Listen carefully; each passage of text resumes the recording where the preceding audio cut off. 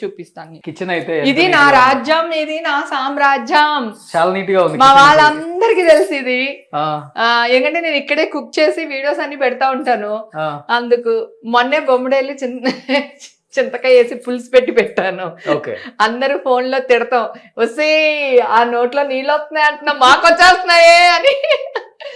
అలాగా ఇప్పుడు ఇదొక ఫ్రిడ్జ్, అదొక మెయిన్ ఫ్రిడ్జ్. దీంట్లో ఎండి చేపలు, ఎండ్రాయిలు ఇవన్నీ క్లీన్ చేసేసుకుని పెట్టేస్తాం అన్నమాట. ఎన్ని రోజులు ఉంది స్టాక్? అది 3-4 months ఒక్కసారి. ఇవి స్టాక్ ఉంటుందా? ఉంటుంది, 3-4 months ఉంటుంది. ఇవి ఎండి చేపలు, బీరకాయ ఎండ్రాయిలు వండుకుంటే చాలా బాగుంటది. ఈ ఫ్రిడ్జ్ దానికోసమే కొన్నాను నేను.